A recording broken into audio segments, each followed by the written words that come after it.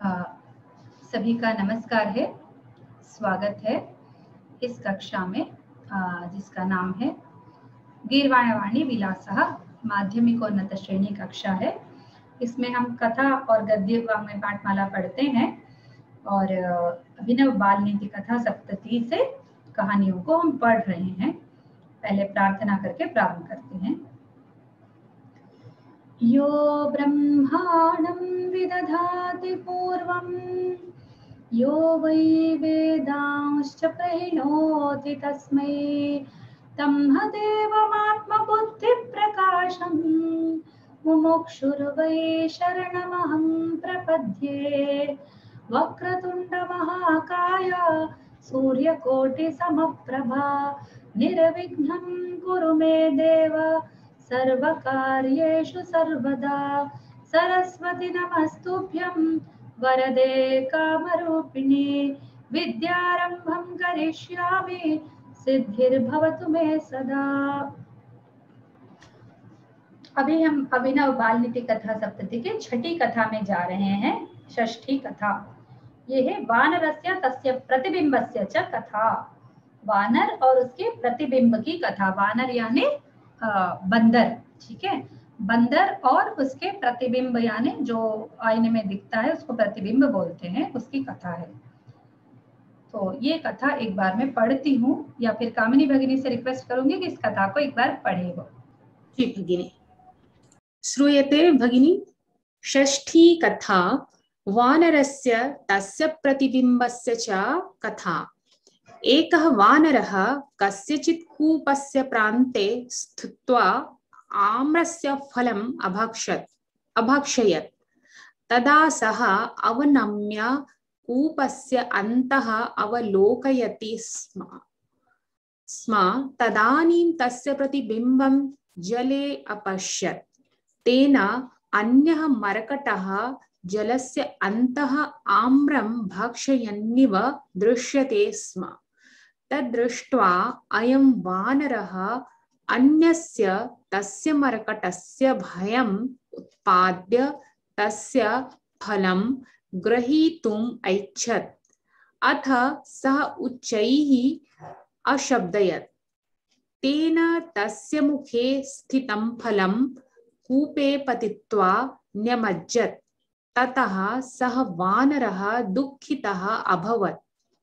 नीतिः परकीयं गृध्नुः स्वीयमपि नाशयति। बहुत सुंदर, अच्छे से पढ़ा आपने। मैं भी एक बार पढ़ती हूँ, फिर से धीरे धीरे पढ़ती हूँ, सब सुनिएगा। एकः वानरः कस्यचित् कूपस्य प्रान्ते स्थित्वा आम्रस्य फलम् अभक्षयत्। तदा सः अवनम्य कूपस्य अन्तः अवलोकयति स्म। तदानीं तस्य प्रतिबिम्बं जले अपश्यत्। तेन अन्यः मर्कटः जलस्य अन्तः आम्रं भक्षयन्निव दृश्यते स्म।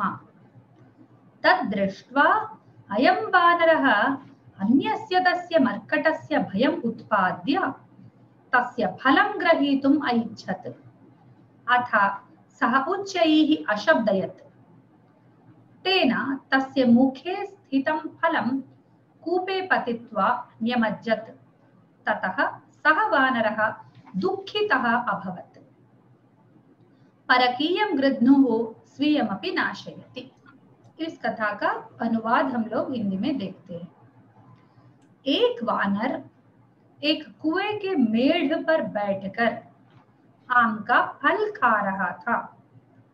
ठीक है, अभक्षयत करके है वहां पर, ये थोड़ा सोचने योग्य बात है क्योंकि वह पूरा नहीं खा चुका था। ठीक है, अभक्षयत का अर्थ है भक्षयति स्म होना चाहिए वहां पर, तो भी पूरा नहीं हुआ क्योंकि खा चुका होता तो वो उसके मुंह में क्यों रखता और वो गिर क्यों जाता। ठीक है, ऐसा खा रहा था। तभी उसने जब झुककर कुएं के अंदर देखा तब उसका ही प्रतिबिंब जल में दिखाई दिया उसको। जिससे अन्य वानर को जल के अंदर आम खाते हुए दिखा। उसको ऐसा लगा कि कोई अन्य वानर जल के अंदर भक्षयन्निवा है ना, वो खाते हुए जैसा उसको दिखा। उसे देखकर इसे लगा कि क्यों ना दूसरे वानर को भयभीत करके उसका भी फल ले लिया जाए। ठीक है, जो दूसरा वानर है उसके अभी इसके हाथ में फल है तो उसके हाथ में भी फल है। ठीक है, तो वो भी मैं ले लूं, और कैसे ले लूं, उसको भयभीत करके ले लूं। ठीक है, फिर वह जोर से चिल्लाया, ठीक है, उसको डराने के लिए। तब उसके मुख में स्थित फल कुएं में गिर गया और डूब गया। इस कारण से वह वानर दुखी हो गया, अरे मेरा फल चला गया है करके वह बहुत ही दुखी हो गया। नीति, दूसरों की वस्तु छीनने की इच्छा स्वयं का वस्तु इत्यादि का नाश कर देता। वस्तु हो कुछ भी हो, ठीक है, स्वयं स्वकीय अपि नाशयति, जो उसके बिलोंगिंग है वो भी खराब कर देता है। ठीक है, अब देखिए यहाँ पर पूरा सेंटेंस टू सेंटेंस एक बार देख लीजिए। ठीक है, अभी कुछ शब्दों का अभी ग्रामर हम इसमें से जान लेते हैं। ठीक है, एकः वानरः, यहाँ पर थोड़ा छोटा दिख रहा है इसलिए मैं उसी पेज पर जाते हैं जहाँ पर कथा है। एकः वानरः पुल्लिंग शब्द है सामान्य सा। कस्यचित् कूपस्य, किसी कूप के पास। कूपः कस्य यानी किम शब्द का षष्ठी विभक्ति एक वचन। चित्त जो है वो अनिश्चित इसमें आता है, चित्त और चना दोनों। तो कस्यचित् किसी, कस्य कौन सा, किसका। ठीक है, कस्य यानी किसका, कस्यचित् किसी का। ठीक है, किसी का, तो यहाँ किसकी बात हो रही है, कूपस्य, कूपस्य से जुड़ा हुआ है। ठीक है, कूप का, प्रांते उसके प्रदेश में, उसके मतलब जहाँ एक कुआं रहता है उसके आसपास। स्थित्वा, स्था धातु स्थातिष्ठ, उसका क्त्वांत रूप है क्त्वा करके। ठीक है, स्थित्वा यानी खड़े होकर। आम्रस्य फलम, आम्रस्य फलम, आम का फल। ठीक है, फलम यानी उसको यहाँ पर द्वितीय विभक्ति है, अभक्षयत है ना, तो क्या खाया वह, फलम को खाया, फल को खाया, अभक्षयत। तदा सः अवनम्य कूपस्य अन्तः अवलोकयति स्म, तब वह झुककर, अभक्षयत होता है लंग लकार, भक्ष धातु का लंग लकार है। तदा एक अव्यय है और हमेशा वही रहता है, उस तब उस समय। सह कौन, वानर, सह वानरः अवनम्य यानी झुककर, अव उपसर्ग है, नम धातु है, ल्यप प्रत्यय है। ठीक है, अव नम य ल्यप। ठीक है, तो झुककर, जैसे झुककर नम का धातु है झुकना, जैसे नमस्कार करना झुकना दोनों है। तो अवनम्य नीचे झुककर, बहुत ही थोड़ा और नीचे झुककर, झुककर यानी जस्ट झुकना, नीचे झुकना मतलब बहुत झुकना। कूपस्य अन्तः अवलोकयति स्म, कूप के अंदर, अन्तः यानी उसके अंदर वो झांक रहा था। अवलोकयति यानी वह देख रहा था। ठीक है, तो ये अवलोकयति, ये लोक जो धातु है वो दशम गण का है। ठीक है, दशम गण का धातु है, अव उपसर्ग के साथ है वो, तो वो अया जो है वो स्वार्थे नीच है। अवलोकन का अर्थ होता है देखना, अवलोकयति देख रहा था, क्योंकि स्मा है ना इसलिए, वरना अवलोकयति देखता है ऐसा होता है। तदानीम तस्य प्रतिबिंबम जले अपश्यत, तदानीम ये भी एक अव्यय है, तस्य उसका, किसका, वानर का, खुद का। ठीक है, प्रतिबिंबम जले अपश्यत, प्रतिबिंब को उसने जल में देखा। ठीक है, अपश्यत। तेना, अपश्यत है दृश धातु का लंग लकार प्रथमा विभक्ति एक वचन रूप है। प्रतिबिंब शब्द वैसा ही है, प्रतिबिंब बिंब शब्द है। ठीक है, उसको उसने जल में देखा। ठीक है, उसने जल में देखा, बिंब शब्द पुल्लिंग है। ठीक है, तो प्रतिबिंब है, इसका द्वितीय विभक्ति एक वचन है। जले अपश्यत, जले यानी सप्तमी विभक्ति है, जल में। तेन अन्यः मर्कटः जलस्य अन्तः आम्रं भक्षयन्निव दृश्यते स्म, उससे किससे कि उसने जल में अपना प्रतिबिंब देखा, उस प्रतिबिंब से ऐसा लग रहा था अन्यः मर्कटः जलस्य अन्तः आम्रं भक्षयन्निव दृश्यते स्म। दूसरा एक मरकट, दूसरा एक ये वानर, ठीक है, बंदर, जलस्य अन्तः जल के अंदर, ठीक है, आम्रं भक्षयन्निव जैसे कोई आम खा रहा हो, ठीक है, भक्षयन्निव और भक्षयन् ही आम को, ठीक है, आम को द्वितीय विभक्ति एकवचन, भक्ष धातु है, भक्षयन् ये स्वार्थे नीच है, दशम गण का धातु है और इसमें शत्रंत है। जैसे बताया था ना, ती निकाल दो, उसका ती फॉर्म बनाओ, पहले ती निकाल दो, न लगाओ तो वो शत्रंत हो जाता है। तो भक्षयति, ती निकाल दिया, न लगा दिया, भक्षयन् तो पुल्लिंग एकवचन। दृश्यते स्म तो वो देख रहा था।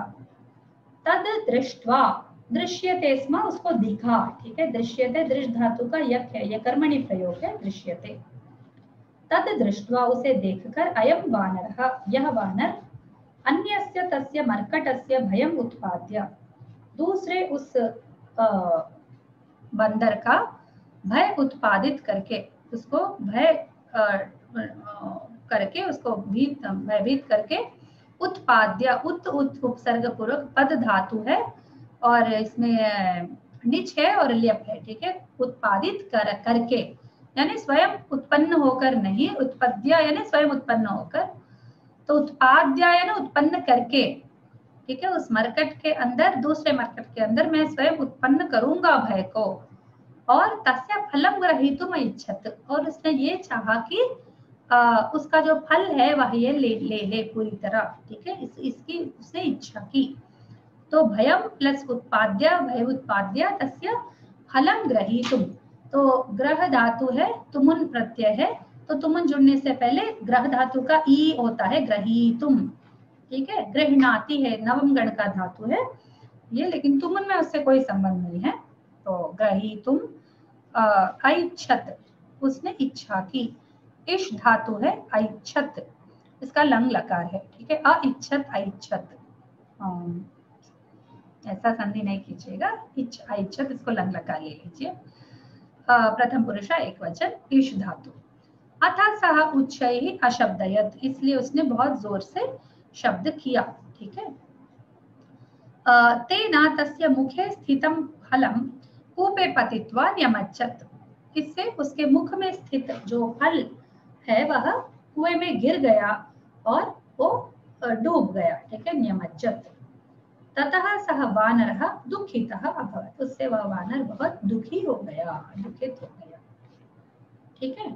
ये इसका पूरा अनुवाद है और ग्रामेटिकल डिटेल्स भी बता दिया। न्यमज्जत, नी प्लस अमज्जत, न्यमज्जत, और ये लंग लकार का प्रथम एक वचन है। मज्ज धातु, मज्ज धातु है, वो मज्ज होता है, मज्ज धातु यानी डूबना, नी प्लस अमज्जत, न्यमज्जत। अशब्दयत भी देख लीजिए, शब्दयति धातु है, उसका क्रिया रूप है, सॉरी, शब्द धातु है और ये स्वार्थे नीच है, ये दशम गण का है। अशब्दयत, उच्चैः, उच्चैः अव्यय है, जोर से, ठीक है, अव्यय है, हमेशा ऐसे ही रहता है। अथ का अथ भी अव्यय है उसके बाद में, ठीक है, न्यमज्जत। ततः सह वानरः दुःखितः अभवत्, इसीलिए वह वानर दुःखितः अभवत्, बहुत ही दुखी हुआ, ठीक है। दुःखितः, दुःख धातु इतः प्रत्यय है, अभवत् हुआ, ठीक है, भू धातु है, लंग लकार एक वचन प्रथम हो गया। परकीयं गृह्णोः स्वीयमपि नाशयति, जो दूसरों का धन लेना चाहे, ठीक है, स्वीयमपि नाशयति, अपना भी वो खो देता है, अपना भी नष्ट कर लेता है, ठीक है। ये अब इसके प्रश्न पर आते हैं। कामिनी भगिनी सारे प्रश्नों के आप उत्तर देंगी। वानरः कूपस्य प्रान्ते किम् अकरोत्, वानरः कूपस्य प्रान्ते स्वप्रतिबिम्बम् अवलोकयति स्म, फलं भक्षयति स्म और अन्तः अवलोकयति, कूपस्य प्रान्ते स्थित्वा, आम भगिनी, ठीक है, फलं भक्षयति स्म जी। उसके बाद जले किम् अदृश्यत, कूपस्य अन्तः अवलोकयति स्म तदा तस्य प्रतिबिम्बं जले अपश्यत्, प्रतिबिंब, अदृश्यता, ठीक है। जले तस्य प्रतिबिंबम अदृश्यता, प्रतिबिंबः अदृश्यता, ऐसा, ठीक है जी। कोई बात थोड़े से सही बताए। सः वानरः किमैच्छत्, सः वानरः अन्यमर्कट जलस्यन्तः आम्रं भक्षयन्यो दृश्यते स्म, तदा सः अन्यस्य मर्कटस्य फलं ग्रहीतुम् ऐच्छत्। भयमुत्पाद्य तस्य फलं ग्रहीतुं। वानरः कुतः दुःखितः अभवत्, मुखे स्थितं फलं कूपे न्यमज्जत्, तदा सः वानरः दुःखितः अभवत्। बिल्कुल सही। वानरस्य तस्य प्रतिबिम्बस्य च कथा इति कथायाः नीतिः का, कथायाः नीतिः अस्ति परकीयं गृध्नुः स्वीयमपि नाशयति। Very good, very good. अब इसका हम एक बार विमर्श देखते हैं। तो क्या एक कथा है सिंह और शशक, यानी सिंह और एक क्या बोलते हैं उसको, खरगोश की कथा है, जिसमें वो खरगोश बड़ा चालू रहता है और सिंह रोज एक जानवर को खाता रहता है।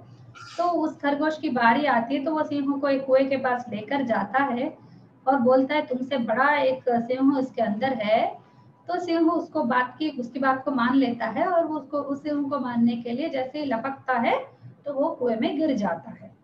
यह कहानी है और वो सारे जानवर आराम से वन में विचरने लगते हैं, ठीक है, ये कहानी है। तो उस कहानी को जब हम क्लास में पढ़ा रहे थे, किसी बच्चे ने कहा कि मैडम दोनों जानवर है और वो पानी बहुत पीते हैं ना, पानी के बिना नहीं रहते वो लोग, तो पानी में प्रतिबिंब दिखता है, ये अगर दो बातें हैं इसमें, क्या पानी में प्रतिबिंब दिखता है या सिंहों को मालूम नहीं था क्या, पहला प्रश्न। दूसरा प्रश्न, वो अगर खरगोश समझ सकता है तो सिंह क्यों नहीं समझ पाया, ये दूसरा प्रश्न है। सही में अच्छा प्रश्न था, बच्चे ने बहुत सही पूछा था। तो वही प्रश्न यहाँ पर भी आता है, क्या बंदर को पता नहीं था कि वो कुएं में पानी है और पानी में उसका खुद का प्रतिबिंब दिख रहा है। पहली बार तो पानी में नहीं झांक रहा होगा, पानी पीने के लिए तो पानी में झांकना ही पड़ता है। तो कुएं में हो कहीं पर भी हो, पानी तो पानी ही होता है, उसका लक्षण नहीं बदलता, पहली बात। दूसरी, जब वो मुंह में रखकर चिल्ला रहा था तो मुंह से हटाया क्यों नहीं, इसके तो हाथ रहते हैं, पैर रहते हैं, ठीक रहते। और बंदर बहुत ही चालू भी रहता है, उसको क्या करना है, नेक्स्ट स्टेप सब मालूम होता है, इतना बुद्धू नहीं है वो, ठीक है, थोड़ा इंटेलिजेंट जीवी होता है, प्राणी होता है वो, ठीक है। तो उसको क्यों नहीं पता चला, ये एक प्रश्न है। तो सिंह और खरगोश की कथा में के संदर्भ में भी एक समाधान हमको सूझता है और इस कथा में भी एक समाधान सूझता है कि बस यही है कि उस खरगोश ने उस सिंह को बहुत बहकाया था। बहकाने के कारण उसका पूरा दिमाग दंभ से भर गया। और हमारे साथ भी अक्सर ये होता है कि हम कुछ वही बात को सोचने लगते हैं तो हमारी देखने की स्थिति बदल जाती है और मन वही हमको दिखाता है, आंखें अपना शक्ति खो देती हैं और मन का पिक्चर ही हम बाहर देखने लगते हैं, ठीक है।